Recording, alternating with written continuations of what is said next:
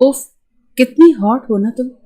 यकीन मानो, जब से तुम्हें बगैर दुपट्टे के भीगे वजूद के साथ देखा है, तब से मेरे दिल में बेताबी उरूज पर पहुंच चुकी है।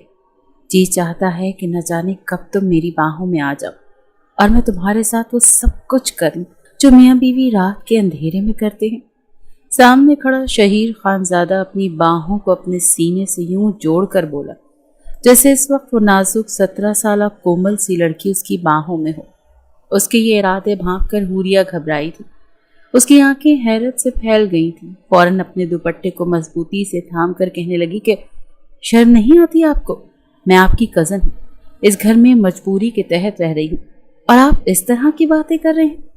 दे मेरा मोबाइल मुझे, मैं भी ताया जान को कॉल करके बताती हूँ कि आप मेरे साथ इस तरह की बेहुदा बातें कर रहे हैं।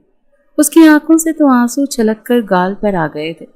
घबराए हुए अंदाज में ये कहकर वो अपना हाथ आगे मोबाइल की तरफ बढ़ाने ही लगी कि जब शहीद ने मोबाइल खींचकर अपने गाल के करीब कर लिया। कहने लगा, रात के इस वक्त क्या करोगी मोबाइल का? तुम तो अच्छे से जानती हो कि इस वक्त आया जान सो रहे होंगे। बताओ बताओ, रात के इस पहर मोबाइल पर क्या देखोगी? वो अपने लब काट कर इंतहाई शोक अंदाज में बोला था। पूरिया का जी चाहा कि अभी जमीन फटे और वो उसमें धंस कर रह जाए। आंखों में आंसू आने लगे थे। वो मजीद इस लड़के की बेबाकियां बर्दाश्त नहीं कर सकती थी। उसने इस वक्त कमरे से बाहर जाना ही बेहतर समझा, मगर जैसे ही वो दरवाजे की तरफ बढ़ी तो फौरन शहीर खानजादा आगे बढ़कर दरवाजा लॉक कर चुका था। उसकी तो जान लबों पर आ गई थी। कहने लगा, कहाँ जा रही हो? अब कमरे में अपनी मर्जी से आई हो तो क्या मैं इतनी आसानी से तुम्हें जाने दूंगा? चलो शाबाश, मुझे एक बार फिर वो नज़ारा दिखाओ ना। वो इंतहाई कमीनगी के साथ कहता अपनी खोली हुई शर्ट से अपने सीने पर हाथ मसलने लगा। इस वक्त वो इंतहाई गिरा हुआ नीच लग रहा था, जैसे कोई गली का लोफर लफंगा। कुछ देर पहले हूरिया नहाकर वॉशरूम से निकली थी। शदीद गर्मी थी, दुपट्टा बेड पर ही पड़ा हुआ था।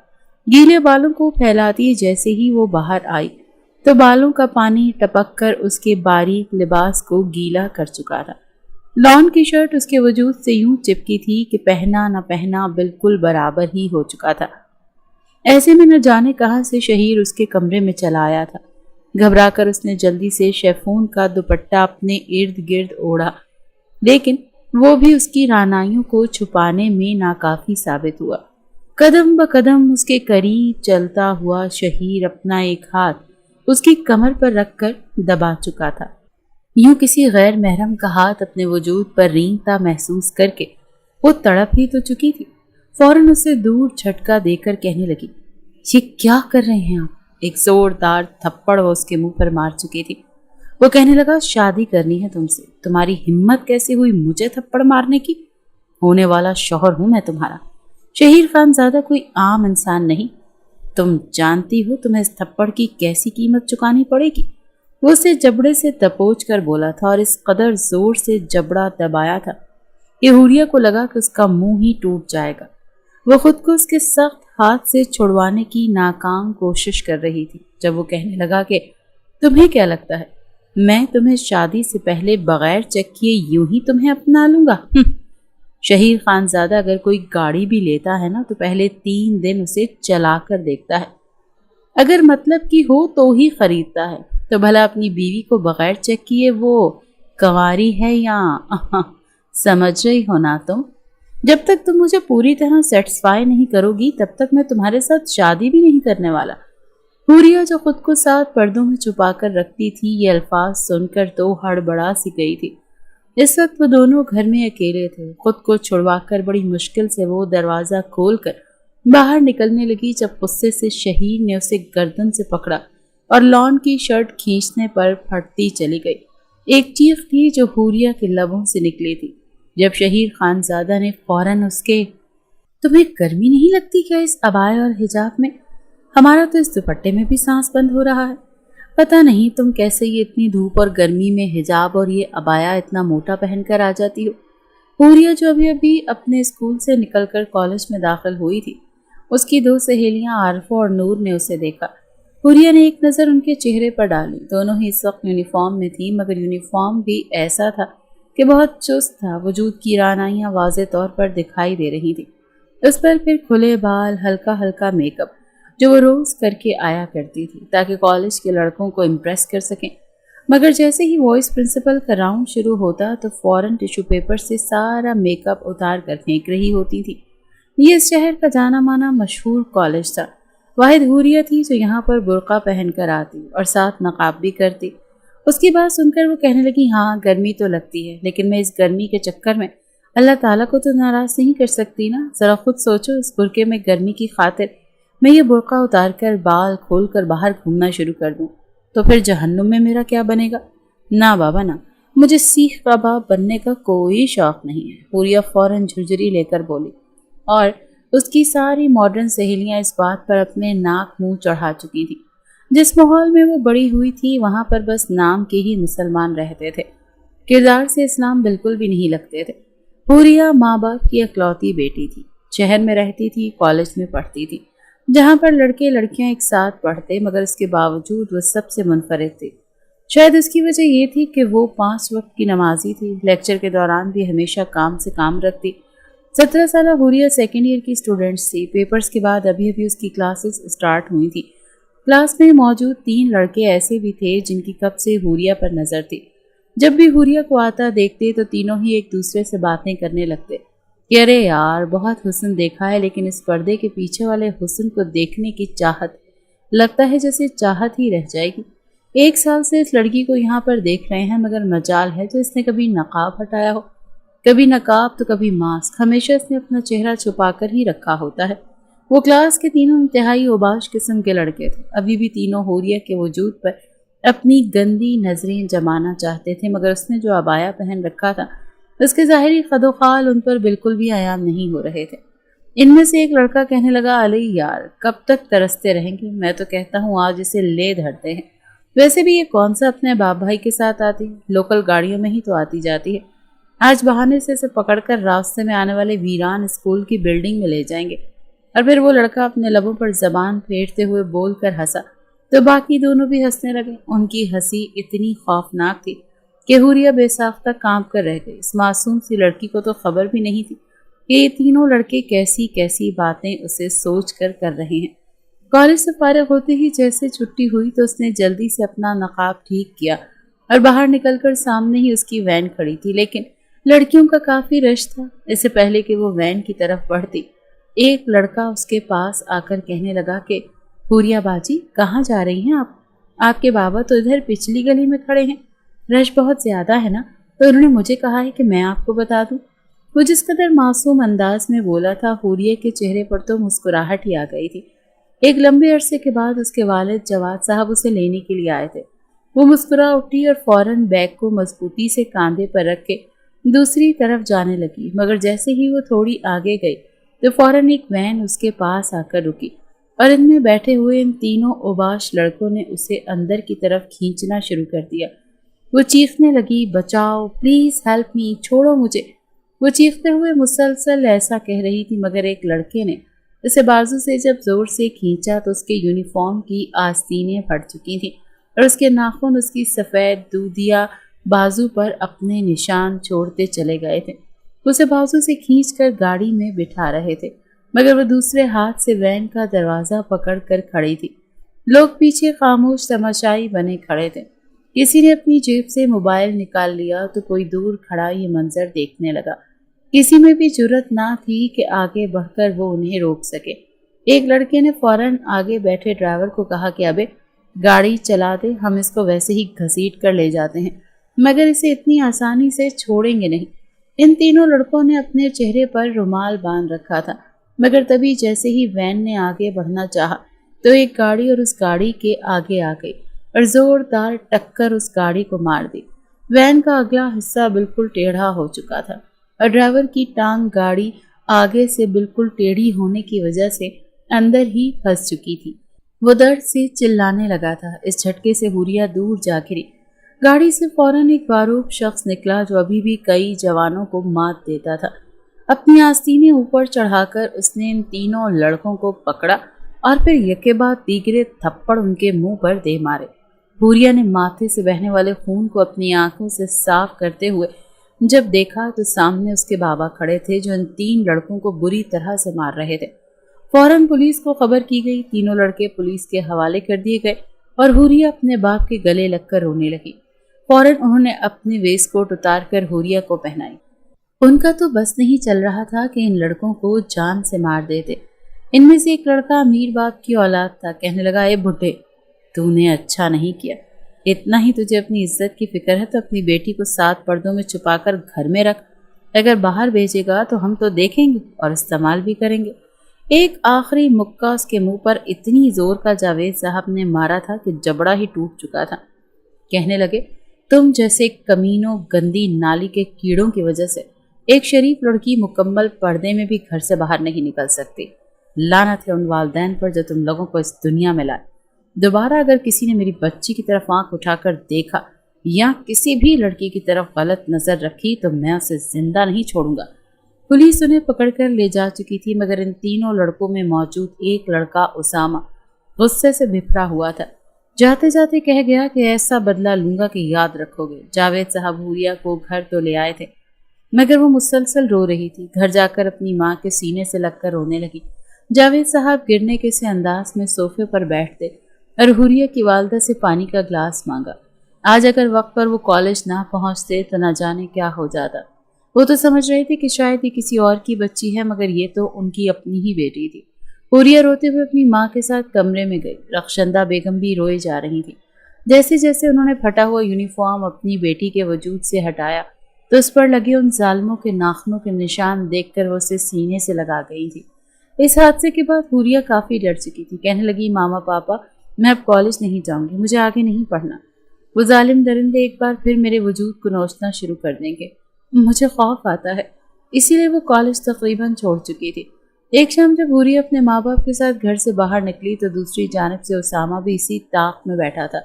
امیر باپ کی اولاد تھا تو وہ اسی رات ہی خود کو حوالات سے چھڑوا چکا تھا اور اب بدلے کی آگ اس کے سینے میں جل رہی تھی۔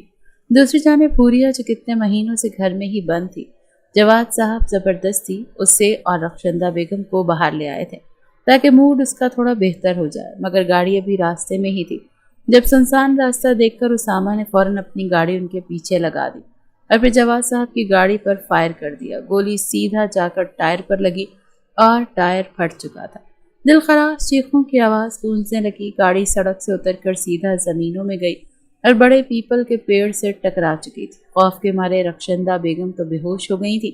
کانچ کے ٹکڑے ان کے چہرے اور گلے میں پیوست ہو گئے تھے۔ حوریہ زخمی حالت میں اپنے ماں باپ کو دیکھ رہی تھی، کچھ بولنا چاہتی تھی، تبھی اسامہ وہاں پر آیا۔ اس بار اس نے اپنا چہرہ نہیں ڈھانپا ہوا تھا۔ جب اس نے جواد صاحب کی سانسیں چلتی دیکھی تو غصے سے پہلے حوریہ کو دیکھنے لگا، پھر جواد صاحب نے کپ کپاتے ہوئے اپنا ہاتھ اس کے گلے کی طرف بڑھایا تاکہ اسے دبوچ سکیں کہ تبھی اس نے فوراً فائر کر دیا۔ حوریہ بابا کہہ کر فوراً آگے بڑھی تھی، بھلے زخمی تھی مگر اسامہ کے ہاتھ کو پکڑ کر اس نے اسامہ کی طرف موڑ دیا اور اس ہاتھ پائی میں گولی اسامہ کے سینے پر بھی چل چکی تھی۔ سر میں گہری چوٹ ہونے کی وجہ سے حوریہ کی آنکھیں بند ہونے لگی۔ وہ اپنے ماما بابا کی طرف بڑھنا چاہتی تھی مگر وہیں بے ہوش ہو چکی تھی۔ 5 گھنٹوں تک وہاں پر کوئی بھی نہ آیا۔ جب کچھ لوگوں نے انہیں دیکھا تو فوراً پولیس کو اطلاع دی گئی۔ حوریہ کو جیسے ہی ہوش آیا تو وہ روتے ہوئے اپنے ماما بابا کو پکار رہی تھی، چلا رہی تھی کہ میرے ماں باپ کدھر ہیں۔ اسامہ نے انہیں مار دیا۔ نرس اسے سنبھالنے لگی اور اسے بے ہوشی کا انجیکشن دے دیا۔ جواد صاحب اور رخشندہ بیگم اس حادثے میں موقع پر ہی اپنی جان سے ہاتھ دھو بیٹھے تھے۔ ان کا ہنستا بستا گھر اجڑ چکا تھا۔ اس وقت عالم پور گاؤں میں سب کچھ معمول کے مطابق تھا۔ افتخار صاحب دالن میں بیٹھے اخبار کا مطالعہ کر رہے تھے۔ پاس ہی ان کی بیوی سلطانہ بیگم بیٹھی چائے پی رہی تھی۔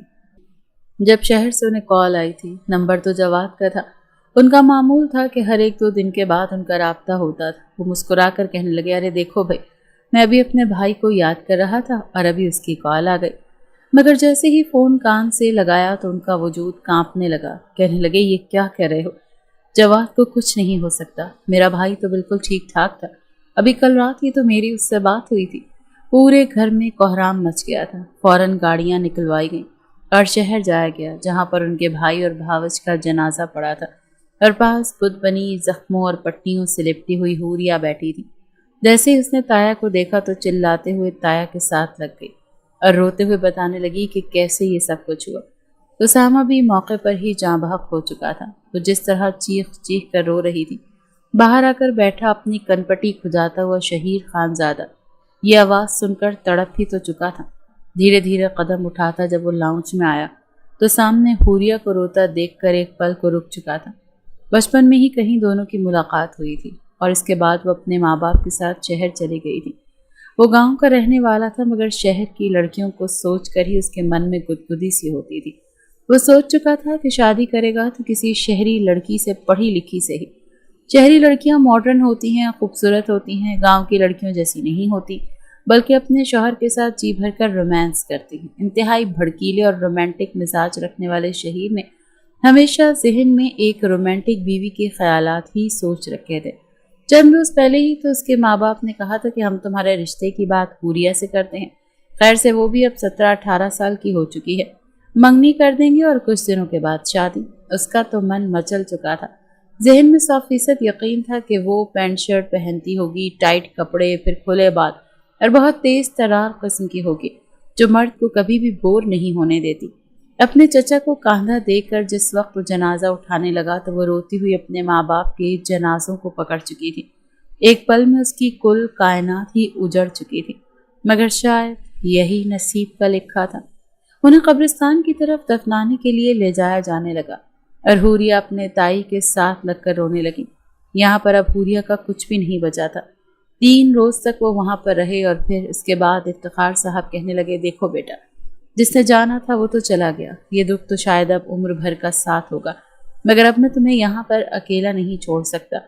तुम अब हमारे साथ गांव चलोगी। एक नज़र उसने घर को देखा था जिसमें उसका बचपन गुजरा था, फिर एक गहरी सांस खारिज करके उसने चुपचाप सामान समेटना शुरू कर दिया। पिछले 3 रोज से शहीर भी उसे देख रहा था। सादा सी शलवार कमीज में और सर पर दुपट्टा रखने वाली हुरिया ने जब घर से बाहर निकलने से पहले अबाया पहन लिया तो वो चौंक पड़ा। कहने लगा, तुम अबाया पहनती हो?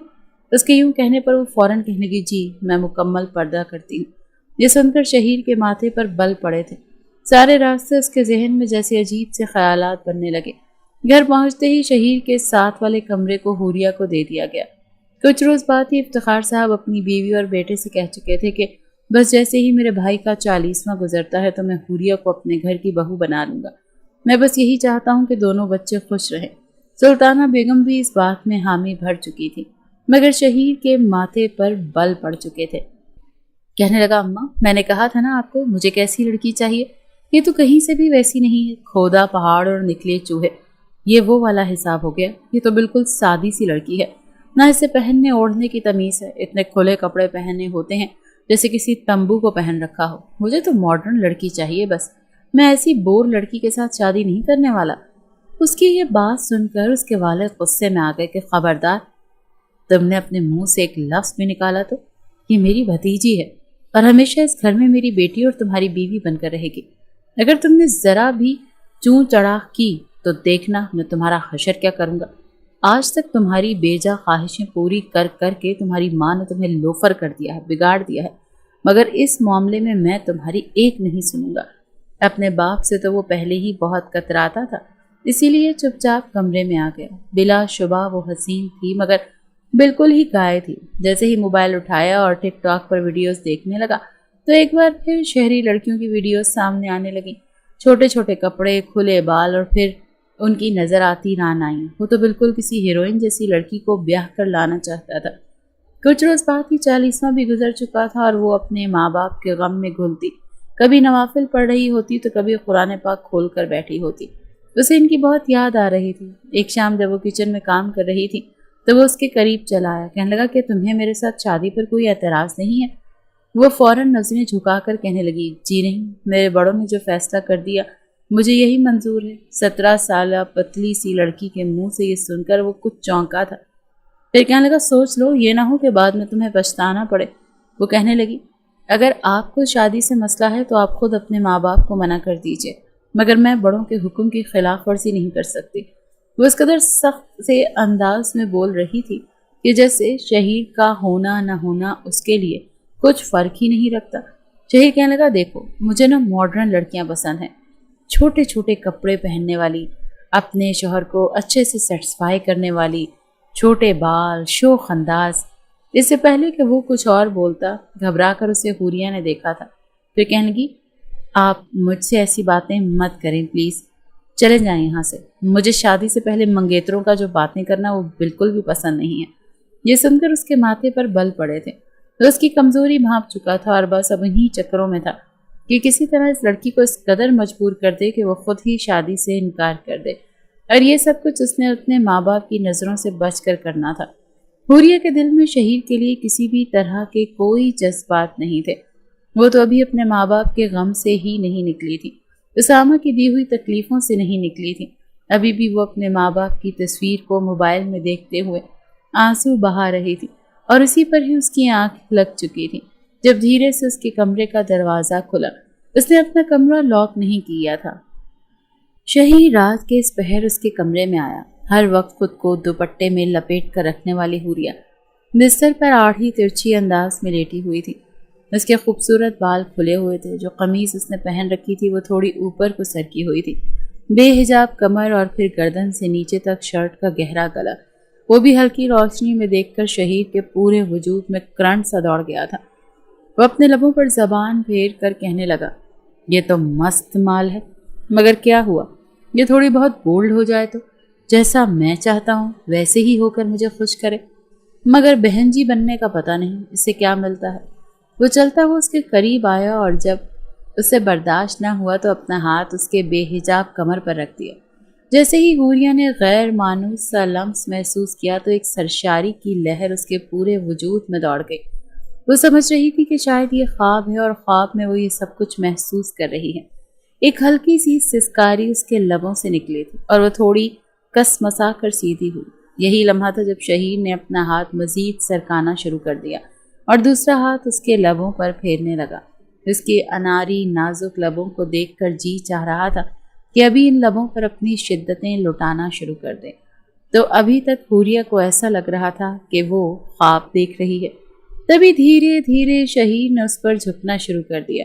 جیسے ہی حوریہ کو اپنے لبوں پر سانسیں گرتی محسوس ہوئیں تو وہ فوراً آنکھیں کھول چکی تھی۔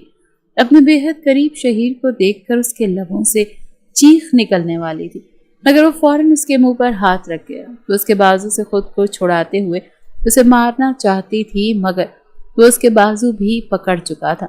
کہنے لگا، یہ کیا جنگلی بلی کی طرح پنجے مارنے کا سوچ رہی ہو؟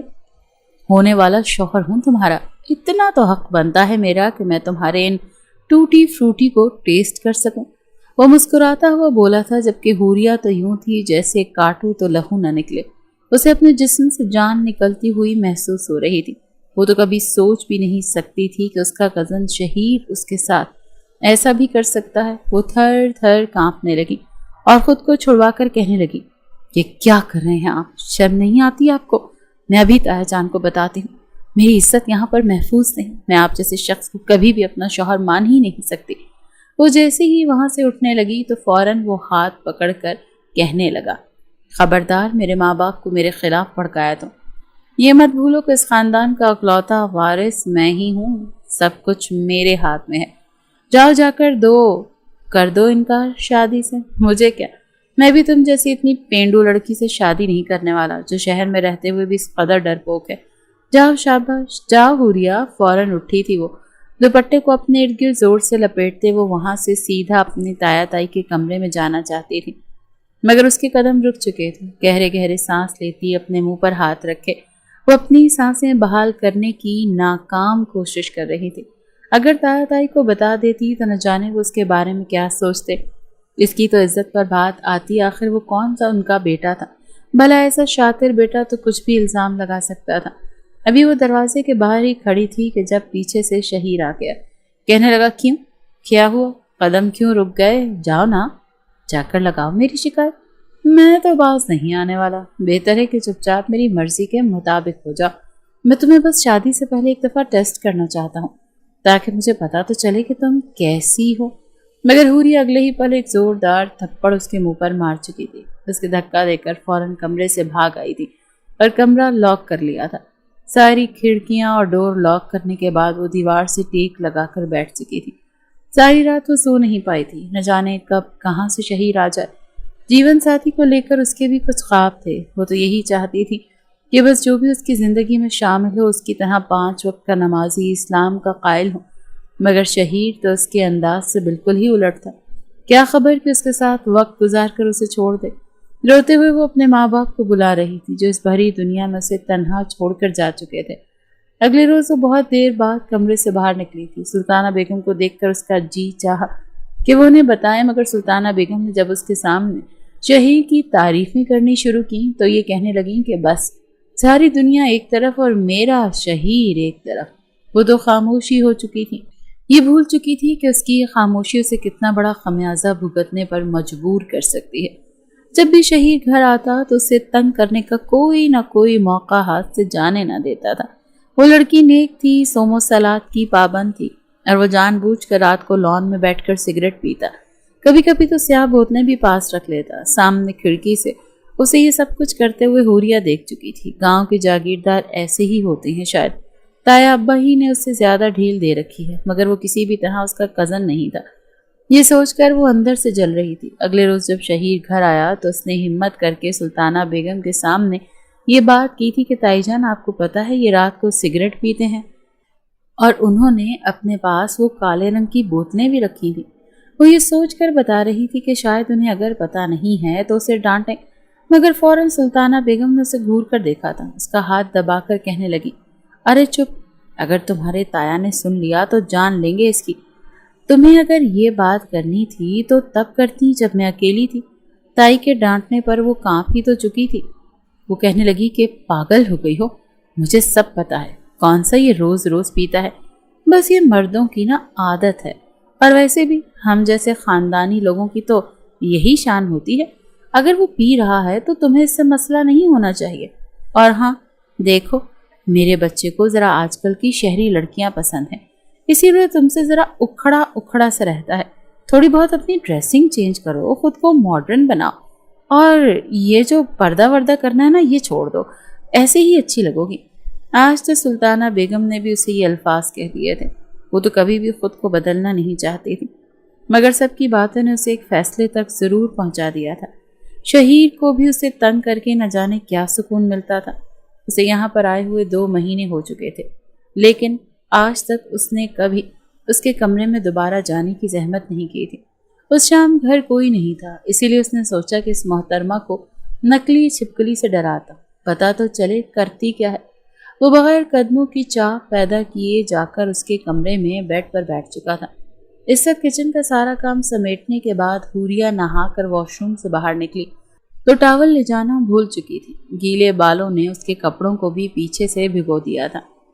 जैसे ही अपने ध्यान से बाहर निकली और खुद को आईने में देखा, तभी उसकी नज़र आईने में नजर आते शहीर पर पड़ी, जो बेखुद सा होकर उसे देख रहा था। वो तो उसे सरप्राइज देना चाहता था, मगर इस मंजर को देखने के बाद वही सरप्राइज हो चुका था। आज दूसरी बार था जब वो उसके खुले बाल और वजूद की रानाइयाँ देख रहा था। हुरिया चिल्लाई थी, आप यहाँ पर क्या कर रहे हैं? कोई शर्म नहीं है आपको? कितनी बार मना कर चुकी हूँ, मेरे कमरे में मत आया करें। चाहते क्या हैं आप? क्यों मेरी जिंदगी यहाँ पर तंग कर रहे हैं? वो चीखी थी, मगर फौरन शहीर कहने लगा, ये मेरा घर है, मैं जब चाहूँ जहाँ चाहूँ बगैर किसी की इजाज़त के आ सकता हूँ। और वैसे भी तुम मेरी होने वाली बीवी का कमरा है ये। मैं तो आज मौके पर चौका मारने आया था, तुम्हारे साथ कुछ लम्हे गुजारना चाहता था, ताकि मुझे भी तो पता चले कि तुम कैसी हो, कैसा मिजाज रखती हो और मेरे लिए क्या क्या कर सकती हो। हुरिया ने आज खामोशी का लिबादा उतार फेंका था। कहने लगी, चले जाएं यहाँ से, वरना मुझसे बुरा और कोई नहीं होगा। आपको क्या लगता है कि मैं आपके डर से शादी से इनकार करके सबकी नज़रों में बुरी बन जाऊंगी? हरगिज़ नहीं, आप इनकार करेंगे, समझे? आप खुद अपने माँ बाप के सामने शादी से इनकार करेंगे। वो उंगली उठाकर उसे ये सब कुछ कह रही थी, फौरन दुपट्टे से अपने आप को छुपा भी रही थी, मगर वो चलता हुआ उसके करीब आ गया और अगले ही पल अपना एक हाथ उसकी कमर में डालकर मजीद करीब करके कहने लगा, मेरे सामने तुम एक तितली की मानंद हो, اگر چاہوں تو 2 منٹ میں مسل کر تمہارے یہ جو پر ہے نا یہ توڑ سکتا ہوں، سمجھی؟ یا تم میرے لیے خود کو بدل دو یا پھر ہمیشہ ہمیشہ کے لیے یہاں سے چلی جاؤ۔ آپشن اب تمہارے پاس میں نے رکھ دیا ہے۔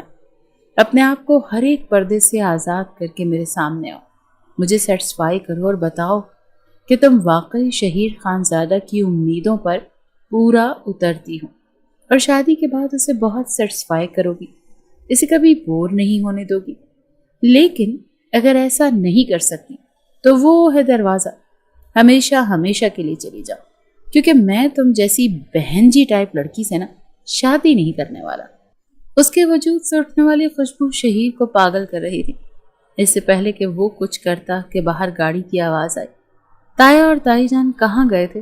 وہاں سے واپس آ چکے تھے۔ شہیر کہنے لگا، اوہ شٹ، اگر 10 منٹ اور لیٹ آتے تو میں اب تک تمہارے ساتھ نہ جانے کیا کچھ کر لیتا۔ یہ کہہ کر وہ اسے پوری طرح سے خوف زدہ کر چکا تھا۔ پوریا کا سانس سینے میں ہی اٹک کر رہ گیا تھا۔ اس کے بعد وہ کمرے سے باہر نہیں نکلی تھی، مگر سوچ چکی تھی کہ وہ اب یہاں نہیں رہے گی۔ شہر میں اس کا گھر تھا، وہ وہاں پر جا کر رہ لیتی، لیکن اب یہاں پر رہنا اس کے لیے آسان نہیں تھا۔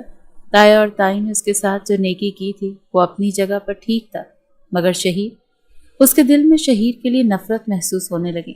شہیر اسے جی بھر کر زچ کرنے کے بعد اپنے ماں باپ کے پاس آ چکا تھا، جو ایک فیملی کے پاس تعزیت کے لیے گئے تھے۔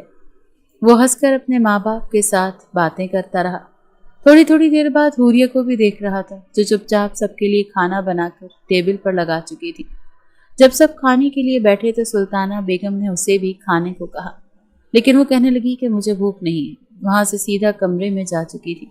باقی سب کھانا کھانے میں مصروف ہو چکے تھے۔ شہیر نے جب سے اسے اس حالت میں دیکھا تھا، مزید اس سے قابو کرنا مشکل ہو چکا تھا۔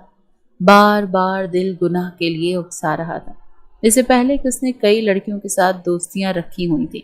گاؤں میں جب دوستوں کے ساتھ مل کر محفل لگتی تو رات گئے تک شہیر سے حسینوں کو بلایا جاتا، جو پوری رات ناچتی رہتی اور اپنی اداؤں سے اس گاؤں کے امیر کبیر لڑکوں کے دل بہلاتی رہتی۔ خاندان کے باقی سارے لڑکے پڑھے لکھے تھے، مگر واحد شہیر تھا جس نے آگے کی پڑھائی نہیں کی تھی۔ وہ مشکل میٹرک کر کے پڑھائی چھوڑ دی تھی۔ شکل و صورت اور روب اور دبدبے میں بالکل جاگیردار کے تخت پر فٹ آتا تھا، مگر پڑھائی کے معاملے میں بالکل ہی زیرو تھا۔ رات کے تقریباً 11:15 کا وقت تھا جب شہیر نے ایک بار پھر اس کمرے میں جانے کا سوچا۔ کمرہ اندر سے لاک تھا، لیکن اس کے پاس حوریہ کے کمرے کی ایک اور چابی تھی۔ دروازہ کھول کر اندر آیا تو کمرہ اندھیرے میں ڈوبا ہوا تھا۔ سامنے بستر پر وہ کمفرٹر اوڑھ کر لیٹی ہوئی تھی، مگر جیسے ہی اس نے آگے بڑھ کر کمفرٹر ہٹایا تو اسے دھچکا سا لگا تھا، کیونکہ وہاں پر تکیے رکھے ہوئے تھے۔ پورے گھر میں فوراً اسے ڈھونڈنے لگا۔ واش روم میں دیکھا، وہ کہیں نہیں تھی، مگر اصل ہوش تو اس کے تب بڑھے جب اس نے دیکھا کہ الماری میں اس کے کپڑے موجود نہیں تھے۔ پہلے تو وہ پریشان ہوا، لیکن اگلے ہی پل سوچنے لگا کہ اچھا ہی ہوا یہ خود ہی چلی گئی، ہمیشہ ہمیشہ کے لیے۔ شاید شہیر خانزادہ کی پلاننگ کام کر گئی تھی۔ وہ ہنستا ہوا اسی بیڈ پر گرا تھا اور خوشی سے پھولے نہیں سما رہا تھا۔ چپ چاپ کمرے کی سیٹنگ دوبارہ ویسی ہی کر دی جیسے حوریہ کر کے گئی تھی، اور اپنے کمرے میں آ کر سو گیا۔ اگلی صبح حویلی میں کوہرام سا مچا ہوا تھا۔ سلطانہ بیگم گھبرائی ہوئی تھی اور افتخار صاحب حوریہ کو ڈھونڈ رہے تھے، اور وہ معصوم بنا ادھر ادھر دیکھ رہا تھا کہ آخر کہاں جا سکتی ہے۔ مجھے تو لگتا ہے اس کا کوئی عاشق تھا، میں اکثر اس کو فون پر بات کرتے ہوئے بھی دیکھتا رہا، مگر صرف اور صرف آپ دونوں کی عزت کی وجہ سے چپ رہا کہ چلو مجھ سے شادی کر لے گی تو ساری عادتیں چھوڑ دے گی۔ مگر دیکھ لیا کہ شہری لڑکی تھی، منہ مومنا تھا مگر کرتوت کافنوں والے تھے، تبھی تو دیکھیں کیسے سب کا منہ کالا کر کے جا چکی ہے۔ افتخار صاحب اپنی بھتیجی کو کچھ خاص جانتے نہیں تھے، بس بچپن ہی سے وہ اس سے الگ رہے تھے، اسی لیے اس کا کردار کیسا تھا انہیں کچھ خبر نہیں تھی۔ وہ خود بھی کافی پریشان ہو چکے تھے، مگر غیرت ایسی آڑے آئی کہ کہنے لگے اس کے لیے اب اس گھر کے دروازے بند ہیں، جس عاشق کے ساتھ گئی ہے اسی کے ساتھ رہے۔ اگر مجھے پہلے پتا ہوتا کہ اس کا کوئی عاشق بھی ہے تو میں اسے یہاں لاتا ہی نہیں، بلکہ وہیں پر اسے رخصت کر دیتا۔ بلا وجہ اپنے بیٹے پر اس سے شادی کرنے کے لیے سختی کرتا رہا۔ یہ سب کچھ سن کر شہیر کے تو دل تک ٹھنڈک پڑ گئی تھی، یہی تو وہ چاہتا تھا۔ مگر ایک بار بھی اس نے نہیں سوچا تھا کہ رات کے اس پہر حوریہ کہاں گئی ہوگی، وہ لڑکی جو کمرے میں اندھیرا کرنے سے بھی ڈر جایا کرتی تھی۔ जिसने आज तक बाहर की दुनिया और लोगों के रंग ढंग नहीं देखे। बाप जिसका साया बनकर हमेशा उसके साथ रहता था, वो कैसे और कहाँ गई होगी। पहले 2 रोज गुजरे, फिर 2 हफ्ते, यहाँ तक कि 1 महीना गुजर चुका। सबकी जिंदगी तो जैसे पूरिया खत्म ही कर चुकी थी, मगर शहीद चाहकर भी उसे भुला नहीं पा रहा था। बार बार उसके जहन में पूरिया का वो मासूम चेहरा आता, वो आंखें आती जब उसके करीब जाता और वो कांपती थी, बिल्कुल मासूम बच्ची की तरह। वो तो उसे तंग करना चाहता था, मगर अब उसका ज़मीर धीरे धीरे उसे मलामत करने लगा था। आज उसके दोस्तों के साथ बैठक थी। गांव में उनकी एक बड़ी दावत होने वाली थी। अपने दोस्तों और बाकी गांव के जागीरदारों के साथ बैठा। वो इस वक्त स्टीम रोस्ट खा रहा था जब उसका दोस्त उसके कंधे पर हाथ रखकर कहने लगा कि यार, इतनी बड़ी महफिल अगर अरसलान ने लगवा ही ली है तो अगर 3-4 बच्चियां भी मंगवा लेता तो बात बन जाती। वो हंसकर बोला था। शहीद ये सुनकर टिश्यू से अपने लब साफ करते हुए कहने लगा, हाँ मंगवा ही लेता। उसे यूं ठंडा पड़ा देखकर वो कहने लगा, क्या हुआ? काफी दिन से तुझे देख रहा हूं, तेरे तो मिजाज ही नहीं मिल रहे, हर वक्त खोया खोया से रहता है। तभी दूसरा दोस्त भी साथ लुकमा देते हुए कहने लगा, हाँ मुझे तो लगता है शायद भाई हाजी को प्यार हो गया है। शहीर साहब, जैसी तुम्हारी हालत लग रही है ना, जब तक प्यार व्यार का चक्कर ना हो ना, तब तक ऐसे कोई भी खोया खोया नहीं रहता। उनकी बात पर उसके जहन में हूरिया का ही चेहरा बना था, लेकिन सर झटक कर वो कहने लगा, नहीं ऐसा कोई नहीं है। अभी किसी बाप ने ऐसी बेटी पैदा ही नहीं की जो शहीर के होश उड़ा सके। मैं सिर्फ अपनी आंखें ठंडी करता हूँ, इससे ज्यादा और कुछ नहीं। ये कहकर वो गहरी सांस खारिज कर चुका था। सामने 3 रक्कासाएं नाच रही थी। अपने जौहर दिखाकर वो यहाँ पर बैठे मर्दों के दिल उभारने की कोशिश कर रही थी। यहाँ तक कि उसके साथ बैठे उसके दोस्त भी जाकर इन डांसर्स के साथ डांस करने लगे थे, मगर वो चुपचाप एक तरफ बैठा था। वरना इससे पहले तो लड़कियों के साथ नाचना, उन पर पैसे वार कर फेंकना तो उसका पसंदीदा मशगला हुआ करता था। दिल में बेचैनी बढ़ने लगी थी। न जाने उसे क्या ख्याल आया कि फौरन इस महफिल को छोड़कर उठ आया था, मगर दोस्तों के सामने भरम भी तो रखना था। वो तो महफिल की जान था। जब उसके दोस्त ने उससे पूछा कि अचानक उठकर कहाँ जा रहे हो, तो कहने लगा, नहीं यार मज़ा नहीं आ रहा मुझे, शायद मुझे नींद आ रही है, फिर कभी मिल बैठेंगे। महफिल छोड़कर वो घर आ चुका था और आकर बिस्तर पर गिरा था। सोने की कोशिश की तो कानों में सिसकियों की आवाज़ें गूंजने लगी। बार बार पूरिया का चेहरा उसके सामने आ रहा था। ज़मीर बार बार मलामत कर रहा था कि वो इज्जत थी तुम्हारी, क्यों किया तुमने ऐसा? क्या जानते भी हो वो आज कहाँ होगी, किस नौबत पर होगी? जाओ उसे वापस लेकर आओ। अंदर से आने वाली आवाज़ पर वो गहरी सांस खारिज करके उठ बैठा था। अभी फजर की आज़ानें गूंज रही थी जब उसने अपनी गाड़ी की चाबी ली और सुर्ख होती आंखों के साथ शहर की तरफ निकल गया। सड़कें इस वक्त कुछ सुनसान थीं, इसीलिए वो पूरी स्पीड के साथ शहर की तरफ जा रहा था। 2 घंटों में वो उस इलाके में पहुंच गया जहां पर हूरिया के माँ बाप का घर था। एक गहरी सांस खारिज करके उसने पहले सोचा कि दरवाजे पर दस्तक दूं, फिर ये सोचकर रुक गया कि कहीं वो सो न रही हो। मगर जैसे ही उसकी नज़र घर पर पड़ी तो घर को ताला लगा हुआ था, वही ताला जो उन्होंने इस घर से निकलते हुए लगाया था। वो आस पास देखने लगा। दरवाजे पर दस्तक थी, मगर घर बिल्कुल यूं था जैसे कई माह से खोला ही ना गया हो। सुबह हुई तो कुछ लोग उसे आसपास से गुजरने लगे। वो हूरिया के बारे में पूछने लगा, मगर उन लोगों का कहना था कि हमने तो उसे काफ़ी महीनों से नहीं देखा, यहाँ पर तो वो वापस दोबारा आई ही नहीं। यही वो वक्त था जब उसे अपने दिमाग में झटके लगते महसूस हुए थे। अगर वो यहाँ नहीं थी तो फिर वो कहाँ थी? कहाँ ढूंढता वो उसे? कहाँ चली गई थी वो?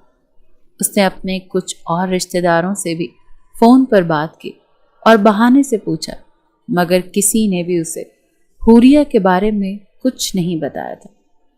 फिर खुद ही खुद से कहने लगा, अरे मैं क्यों उसके लिए इतना परेशान हो रहा हूँ?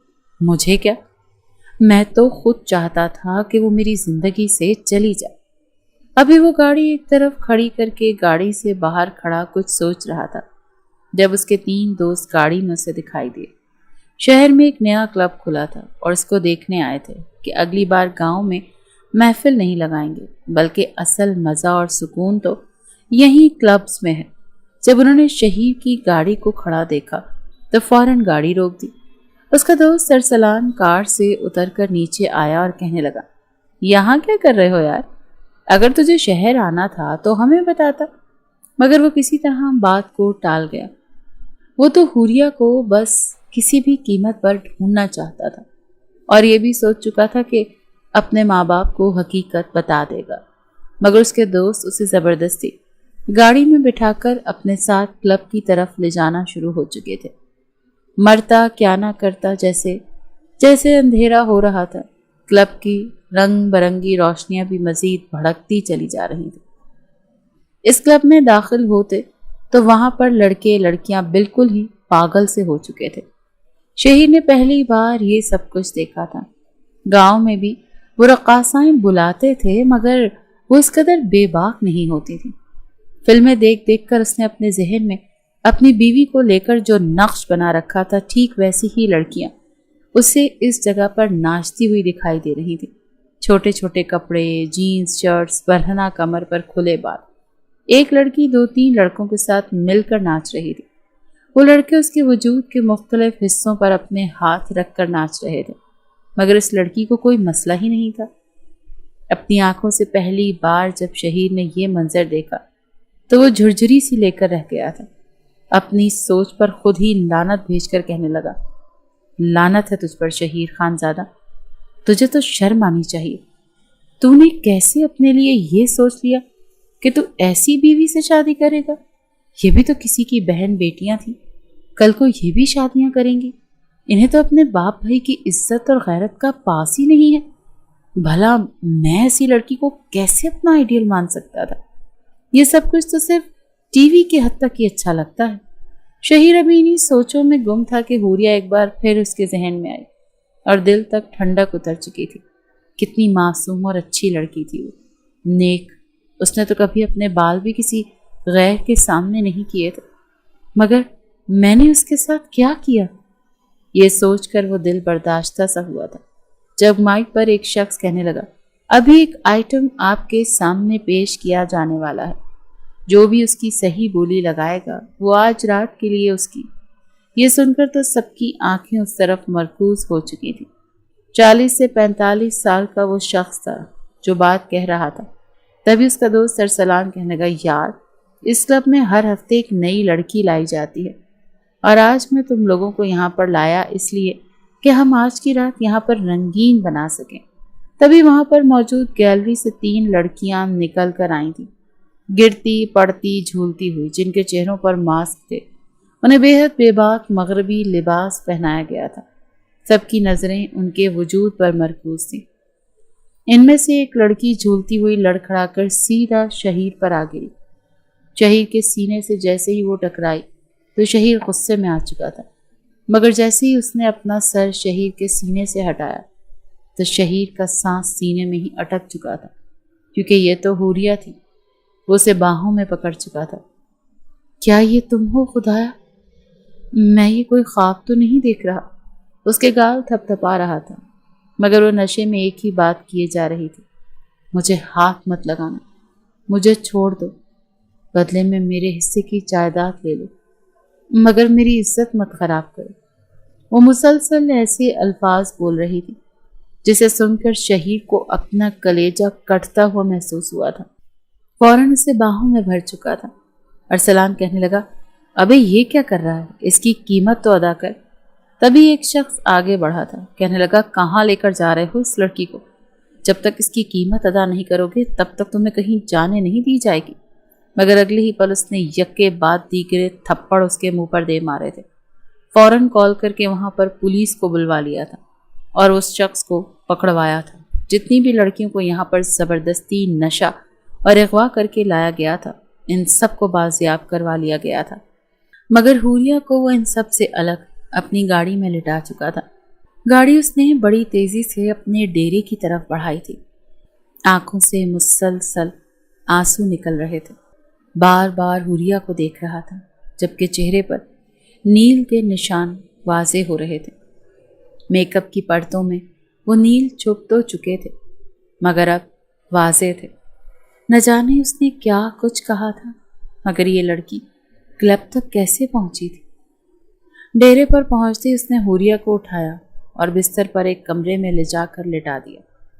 فوراً یخنی بنوا کر اس کے منہ میں ڈالی۔ گزشتہ 1 ماہ سے نشے کی حالت میں رہنے والی حوریہ کو پھر بھی ہوش نہیں آیا تھا۔ وہ اسے اٹھا کر ہسپتال لے جا چکا تھا، جہاں پر 2 روز تک اس کا علاج چلتا رہا، اور تب جا کر وہ مکمل طور پر ہوش میں آئی تھی۔ جب اس نے آنکھیں کھولی تو ایک پرانے سے کمرے میں موجود تھی۔ چارپائی پر لیٹی تھی، دل بڑی زور سے دھڑکا تھا۔ 18 سال کی عمر میں بھی اس نے جو کچھ دیکھ لیا تھا، اگر اس کی جگہ کوئی اور ہوتا تو شاید مر ہی چکا ہوتا، یا پھر ہار تسلیم کر کے اپنا سب کچھ لٹا چکا ہوتا۔ آس پاس اس نے دیکھا، اپنے وجود پر ایک نظر ڈالی۔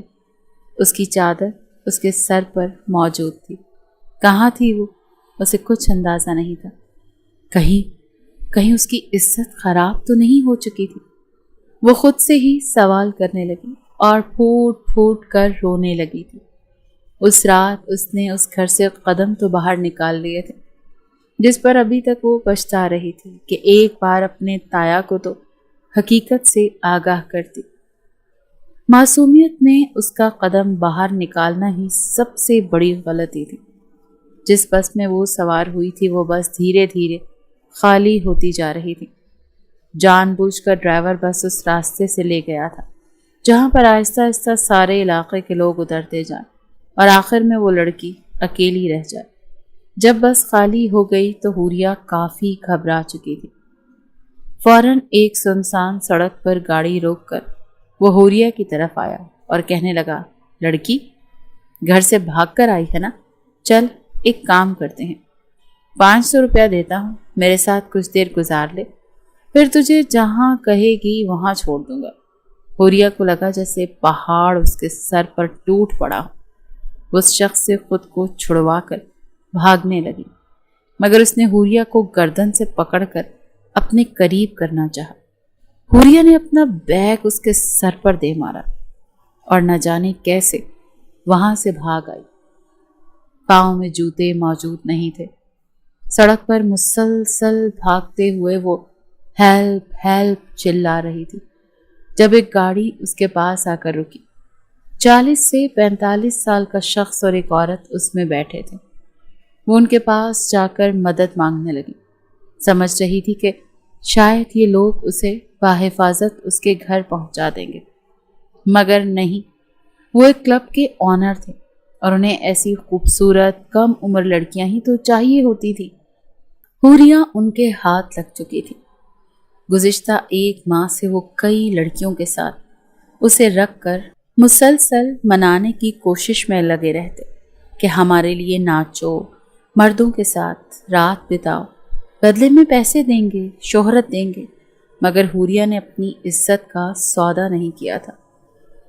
زبردستی اسے نشے پر لگا کر وہ آج اسے یہاں پر لائے تھے، مگر عین وقت پر وہاں پر شہیر خانزادہ پہنچ چکا تھا۔ ابھی وہ روتے ہوئے دیکھ ہی رہی تھی جب شہیر کمرے میں داخل ہوا۔ اپنے سامنے شہیر کو دیکھ کر اس کا سانس سینے میں ہی تھم چکا تھا۔ آگے بڑھ کر وہ فوراً کہنے لگا کہ حوریہ تم ٹھیک تو ہو نا؟ تمہیں کچھ ہوا تو نہیں؟ فکر مت کرو، ڈرنا مت، تم میرے پاس ہو، کوئی تمہیں بری نظروں سے نہیں دیکھے گا، میرے ہوتے ہوئے کوئی تمہیں تکلیف نہیں پہنچا سکتا۔ شہیر کو اپنے سامنے دیکھ کر وہ اس قدر نفرت اور غصے میں پاگل ہو چکی تھی کہ اگلے ہی پل اس نے آگے بڑھ کر شہیر کو تھپڑ مارنے شروع کر دیے تھے۔ وہ اس کا منہ نوچ رہی تھی، اسے تھپڑ مار رہی تھی، کمرے میں موجود ہر ایک چیز شہیر پر پھینک رہی تھی۔ شہیر کے ماتھے سے خون کی لکیر نکلی تھی، ناک پر چھڑی لگنے کی وجہ سے ناک سے بھی خون نکل آیا تھا، مگر وہ چپ چاپ مجرموں کی طرح کھڑا تھا، آنکھوں میں آنسو تھے۔ کہنے لگا، مجھے معاف کر دو حوریہ، خدا کی قسم مجھے بالکل بھی اندازہ نہیں تھا کہ تمہارے ساتھ ایسا ہوگا۔ وہ روتا ہوا اس کے قدموں میں گر چکا تھا، جبکہ حوریہ بھی ایک طرف ہٹ کر زمین پر بیٹھ چکی تھی۔ روتے ہوئے کہنے لگی، تمہیں پتہ ہے تمہاری وجہ سے مجھے کیا کچھ سہنا پڑا، مجھ جیسی شریف لڑکی کو کیا کچھ کرنا پڑا، صرف اور صرف تمہاری وجہ سے۔ کیا چاہتے تھے تم میرے وجود کو نوچنا چاہتے تھے نا؟ چلو ہوں میں تمہارے سامنے، جہاں سب کی میلی نظریں برداشت کرنی، آج تم بھی مجھے نوچ لو۔ یہ کہتے ہوئے اس نے اپنی چادر ایک طرف اتار کر پھینکی تھی۔ شہیر کے سامنے جیسے آئی تو وہ آنکھیں بند کر کے فوراً چادر اٹھا کر اسے اس میں لپیٹ کر روتے ہوئے کہنے لگا، مت بولو ایسا، پلیز مت بولو، کچھ نہیں ہوا تمہاری عزت کو، جب تک شہیر خانزادہ ہے کچھ نہیں ہوگا تمہاری عزت کو۔ جن لوگوں نے تمہیں اس حال تک پہنچایا ہے نا، میں انہیں سزا دے چکا ہوں۔ ان سالوں کو نامرد کہتے ہیں۔ میں ایسی ایسی جگہ گولیاں ماری ہیں کہ اٹھنے کے قابل نہیں رہیں گے، پل پل موت مانگ رہے ہیں۔ حوریہ روتے ہوئے انتہائی نفرت سے بولی کہ ان کو تو سزا دے دی، مگر خود کا کیا؟ خود کو کیا سزا دو گے؟ اور کیوں بچا کر لائے ہو مجھے؟ کس لیے لائے ہو؟ وہ کہنے لگا، تمہارے ہوتے ہوئے تو مجھے احساس نہیں تھا حوریہ، مگر تمہارے جانے کے بعد مجھے احساس ہوا کہ میں تم سے محبت کر چکا ہوں، اور مجھے اب بھی تم سے محبت ہے۔ سب کچھ بھول جاؤ، دیکھو میں تم سے شادی کروں گا، ہم اپنی نئی زندگی شروع کریں گے، سب کچھ ٹھیک ٹھاک ہو جائے گا۔ مگر حوریہ اپنا ہاتھ جھٹک چکی تھی، کہنے لگی، میں کبھی بھی تم سے شادی نہیں کروں گی اور نہ ہی اس گھر میں واپس جاؤں گی۔ میرا ٹھکانہ وہی بدنام زمانہ گلیاں ہیں۔ مگر وہ اس کے لبوں پر ہاتھ رکھے زبردستی واپس گھر لایا تھا۔ سلطانہ بیگم اور افتخار صاحب نے اسے دیکھا تو غصے میں آگ بگولا ہو گئے، مگر شہیر انہیں ساری سچائی بتا چکا تھا۔ شہیر کے منہ سے یہ سن کر کہ اس کی وجہ سے حوریہ کو وہاں سے جانا پڑا تو افتخار صاحب نے تو اسے پیٹ ہی ڈالا تھا۔ شاید زندگی میں آج تک کسی نے اتنی مار نہ کھائی ہو جتنی شہیر نے اپنے باپ سے کھائی تھی۔ روتے ہوئے وہ یہی کہہ رہا تھا کہ پلیز مجھے معاف نہیں کرنا تو نہ کریں، مگر حوریہ کی شادی مجھ سے کروا دیں۔ مگر حوریہ انکار کر چکی تھی۔ اس نے اس گھر میں رہنے کی یہی شرط رکھی تھی کہ ایک ہی شرط پر رہوں گی، دوبارہ مجھے یہ شخص اپنی آنکھوں کے سامنے نظر نہیں آئے گا۔ شہیر اس کی شرط پر پورا اترا تھا۔ وہ تبھی گھر آتا جب حوریہ سو چکی ہوتی یا جب اپنے کمرے میں ہوتی۔ محبت اس کے روم روم میں گردش کر رہی تھی۔ حوریہ کو حالات نے اس قدر بدل دیا تھا کہ اس کی آنکھیں پتھرا چکی تھیں۔ ایک شام جب وہ اپنے کمرے سے باہر آئی تو اسے قرآن پاک کی تلاوت کی آواز آ رہی تھی۔ دھیرے دھیرے چلتی ہوئی وہ شہیر کے کمرے کے پاس آئی تو اس کے پورے وجود میں سنسنی کی لہر دوڑ گئی، کیونکہ شہیر قرآن پاک کی تلاوت کر رہا تھا۔ اسے اس گھر میں واپس آئے ہوئے 3 مہینے گزر چکے تھے، اور ان 3 مہینوں میں شہیر کا بدلتا رویہ وہ دیکھ چکی تھی۔ صبح فجر کے وقت نماز کے لیے جانا، پھر قرآن کی تلاوت کرنا، وہ بالکل ویسا ہو چکا تھا جیسا حوریہ نے کبھی اپنا لائف پارٹنر سوچا تھا، مگر دل میں نفرت تھی کہ کم ہونے کا نام ہی نہیں لے رہی تھی۔ مگر جب تایا جان نے ہاتھ جوڑ کر اسے کہا کہ میں تمہیں اپنی بہو کے روپ میں دیکھنا چاہتا ہوں، سب کچھ بھول جاؤ اور میرے بیٹے کو تسلیم کر لو، تو اپنے بڑوں کی بات مانتے ہوئے اس نے شادی کے لیے ہاں کر دی تھی۔ مگر سہاگ رات کا وہ پہلے ہی شہیر کو بتا چکی تھی کہ میرے قریب آنے کی کوشش بھی مت کرنا، یہ شادی صرف تم سے میں نے اپنے تایا اور تائی کی خوشی کی خاطر کی ہے۔ شہیر چپ چاپ اس کی ہر بات مانتا، وہ جیسا کہتی وہ ویسا ہی کرتا گیا۔ ذی الحج کا چاند نظر آنے میں بھی کافی دن تھے جب ایک روز وہ آیا۔ اس نے اپنے والدین کو بتایا کہ وہ چاہتا ہے کہ اس بار وہ دونوں حج پر جائیں۔ سلطانہ بیگم اور افتخار صاحب کی تو آنکھوں میں آنسو آ چکے تھے، دونوں ہی اپنے بیٹے کے بغل گیر ہوئے تھے۔ ایک طرف کھڑی حوریہ یہ سن کر مسکرا رہی تھی۔ جب وہ چلتا وہ اس کے قریب آیا اور اس کے کچھ پیپر اسے پکڑا دیے۔ حوریہ تو سمجھ نہ سکی، مگر جب دیکھا تو وہ اس کا اور شہیر کا ٹکٹ تھا۔ کہنے لگا، کیا میرے ساتھ تم حج پر چلو گی؟ نہ جانے اس کے لہجے میں کیسا اثر تھا کہ حوریہ کی آنکھوں سے آنسو نکل آئے۔ وہ پھوٹ پھوٹ کر رونے لگی۔ دھیرے دھیرے اس کے دل سے میل ختم ہونے لگی۔ حرم شریف میں کھڑے ہو کر شہیر نے اس سے معافی مانگی تھی، اور اس بار حوریہ نے نم آنکھوں کے ساتھ شہیر کو معاف کر دیا، کیونکہ وہ آگے ہی اس کی محبت میں بدل چکا تھا۔ دونوں جب واپس آئے تو ان کی زندگی بالکل ہی بدل چکی تھی۔ ایسے لگ رہا تھا جیسے دونوں کا دوسرا جنم ہوا ہے۔ دونوں اپنی نئی زندگی کا خوبصورتی کے ساتھ آغاز کر چکے تھے۔